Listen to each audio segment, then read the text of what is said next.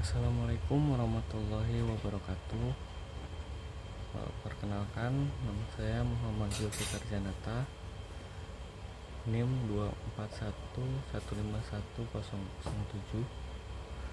Di sini saya dan rekan saya akan mempresentasikan terkait analisa break-even point pada suatu perusahaan, yaitu perusahaan Lamlam, perusahaan yang bergerak di bidang produksi air minum dalam kemasan. Baiklah, untuk materi pertama akan disampaikan oleh rekan saya. Assalamualaikum warahmatullahi wabarakatuh. Perkenalkan, nama saya Kobar Anur Ismail dengan NIM 241151005. Di sini saya akan menerangkan tentang analisis BEP di sebuah CP, yaitu CP Lamlam dengan produksi AMKD atau air minum dalam kemasan. Nah, permasalahannya di sini ada pertumbuhan konsumsi AMKD meningkat karena pertumbuhan penduduk, kebutuhan praktis dan higienis, dan keterbatasan air bersih. Tujuan penelitian di sini ada 3, yaitu mengetahui titik impas produksi, menilai kelayakan usaha, dan memberi dasar perencanaan laba. Slide selanjutnya, definisi BEP.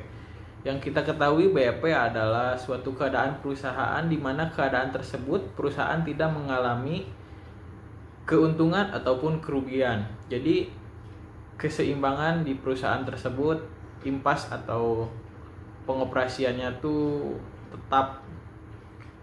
Slide selanjutnya, manfaat BEP. Di sini ada manfaat BEP menurut Alwi, ada 4 manfaat, yaitu 1. Penjualan air minum yang harus dipertahankan agar perusahaan tidak mengalami kerugian. Yang kedua, jumlah penjualan yang harus dicapai untuk memperoleh keuntungan tertentu. Yang ketiga, seberapa jauh kekurangan penjualan agar perusahaan tidak menderita kerugian.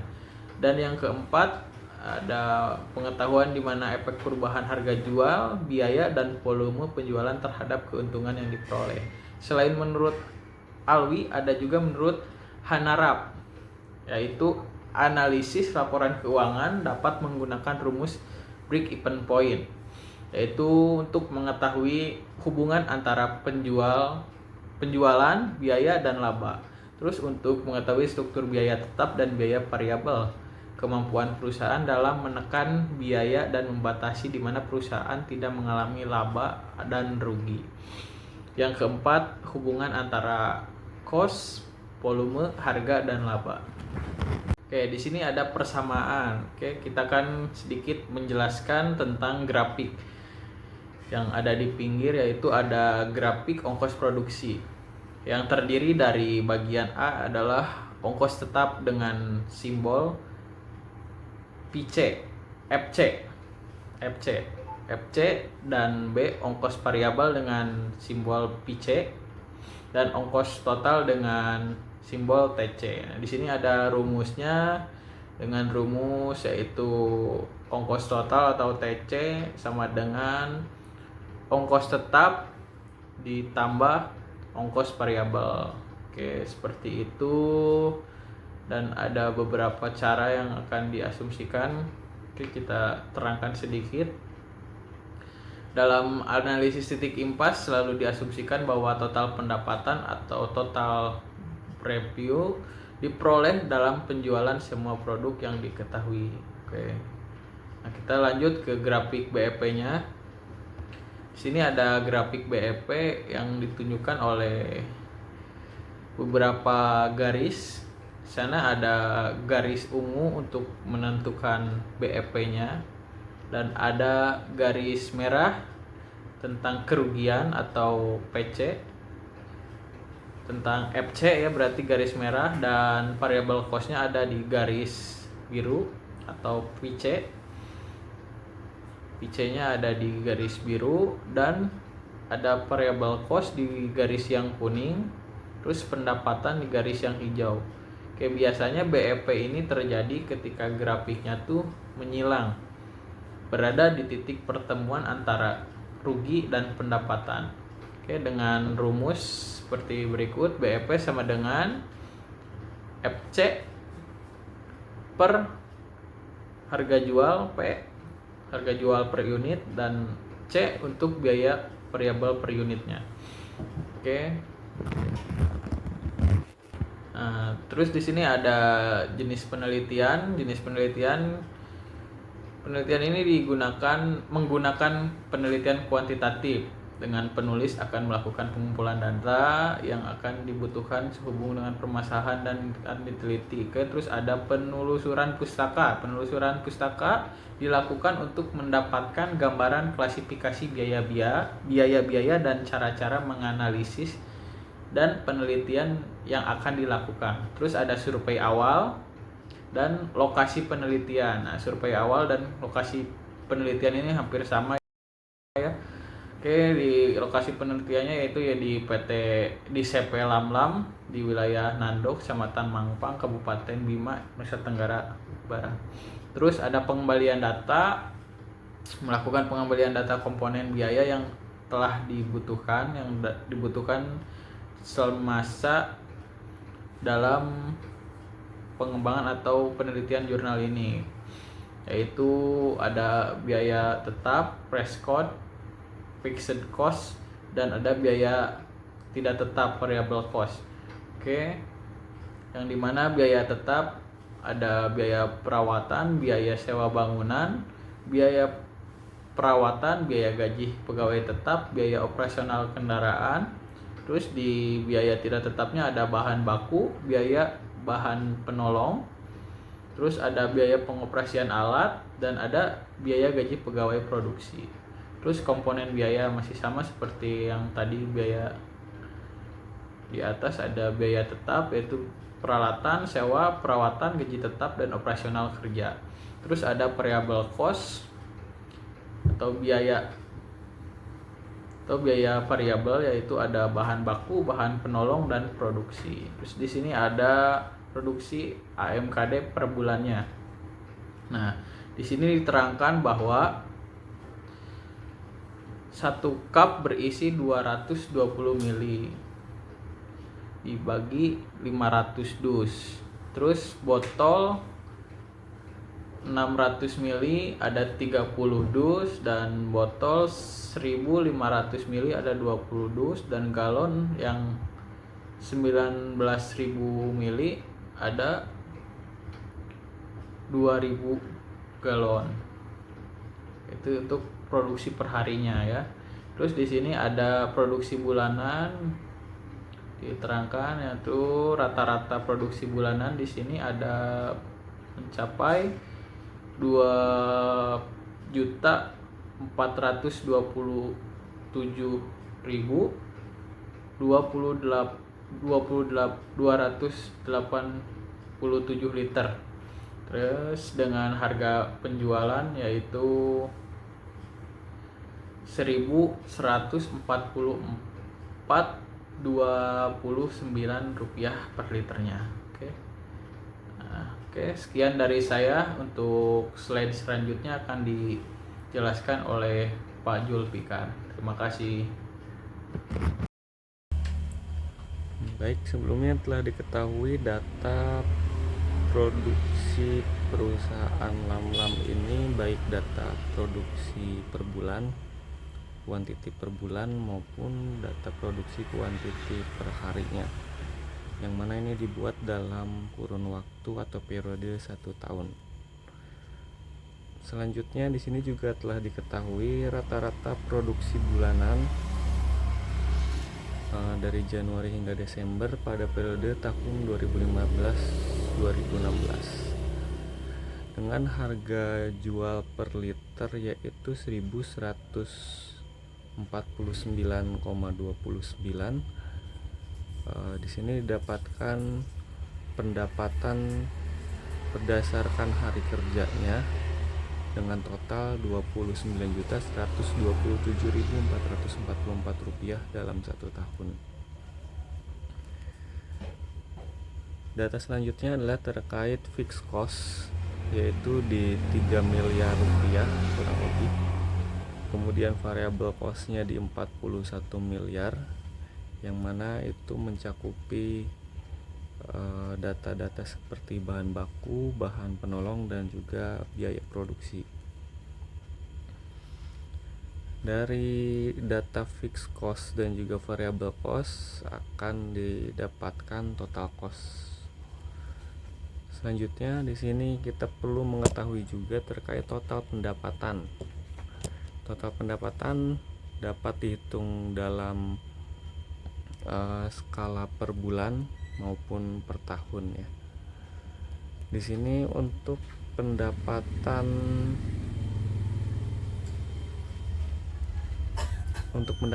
di sini dibuat rata-rata dengan mengalihkan atau mengkalkulasikan harga jual per liter dengan rata-rata jumlah produksi dalam 1 tahun. Didapatkan yaitu 2,7 miliar.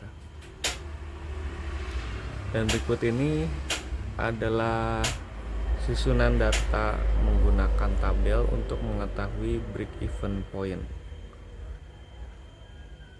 Dalam perhitungan ini, break even point tidak dapat tercapai dalam kurun waktu 1 tahun. Mungkin ini disebabkan dari harga jual yang kurang tinggi ataupun kuantiti produksi yang juga kurang, sehingga break even point baru dapat tercapai di produksi pada bulan ke-16. Jadi hampir 2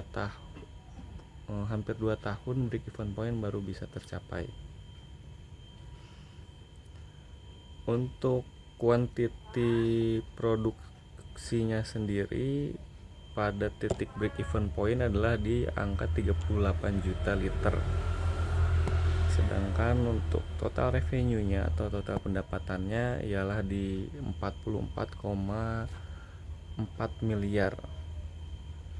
Yang mana itu juga ada selisih dengan biaya total. Tetapi di sini intinya pada bulan ke-16 itu sudah melewati titik biaya total, jadi sudah impas, bahkan melewati. Baik, ini adalah untuk perhitungan dalam tabelnya, sistem tabelnya. Selanjutnya adalah grafik dari break even point PT Lamlam. Dapat dilihat pada grafik pertama di sini ada fixed cost di 3,02 miliar. Kemudian kuantiti selama 1 tahun itu di 29,1 juta liter. Dan untuk total kuantitinya sendiri dalam 2 tahun ada 58,2 juta liter. Kemudian untuk titik break even point-nya adalah pada kuantiti 38,8 juta liter dengan total revenue atau pendapatan di 44,48 miliar. Maka didapatkanlah titik break even point seperti pada grafik berikut ini. Selanjutnya di sini juga akan dijelaskan terkait hubungan antara break even point dengan perencanaan laba. Perencanaan sendiri merupakan proses awal sebelum melakukan suatu kegiatan, yang mana dalam hal ini adalah kegiatan usaha. Dan perencanaan laba sendiri adalah sebuah proses untuk menentukan terkait data-data administrasi keuangan dan hal-hal yang berkaitan dengan produksi sehingga bisa mendapatkan laba.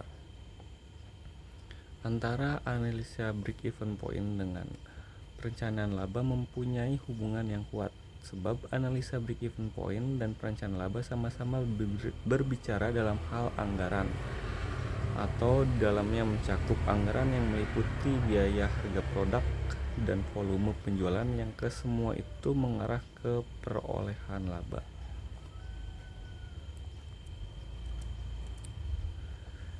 sini fungsi dari perencanaan sendiri adalah untuk mendapatkan hasil yang mendekati dalam perolehan laba sehingga tidak terjadi kerugian dalam proses usaha, atau kita dapat menganalisa kapan usaha ini dapat atau mulai mendapatkan laba. Selain itu juga perencanaan laba berfungsi untuk menentukan target produksi dan harga dan evaluasi efisiensi anggaran. Hubungan antara analisa break-even point dan perencanaan laba itu mencakupi dalam hal pembuatan perencanaan laba, dasar keputusan produksi dan biaya, juga pengukuran efektivitas dan efisiensi dalam hal produksi itu sendiri. Perencanaan laba memiliki beberapa manfaat, yaitu pendekatan terarah terhadap aspek-aspek biaya atau budgeting, kemudian penelaan masalah dini, mengarahkan pemakaian modal, dan juga penstandarisasian prestasi yang tinggi. Baik, dari sini dapat disimpulkan, pertama, CV Lamlam akan mengalami break-even point pada saat produksi di kuantiti 38,6 juta liter air minum dengan biaya fixed cost 3,021 miliar dan biaya tetap atau variable cost di 41,157 juta atau 41 miliar 157 juta. CV Lamlam mengalami break-even point dalam waktu 16 bulan dengan menggunakan harga jual di 1144,29. Pada saat memproduksi di 38 juta liter atau di bulan ke-16, perusahaan air minum dalam kemasan CV Lamlam ini mencapai break-even point sehingga perusahaan ini dinyatakan layak untuk beroperasi. Sedangkan untuk percepatan break-even point sendiri ini dipengaruhi oleh harga jual dan juga kuantiti produksi. Ketika CV Lamlam dapat memproduksi dengan lebih banyak atau menaikkan harga, maka break-even point akan tercapai dalam waktu yang lebih cepat. Demikian presentasi dari kami terkait analisa break-even point. Kurang lebihnya mohon maaf. Wassalamualaikum warahmatullahi wabarakatuh.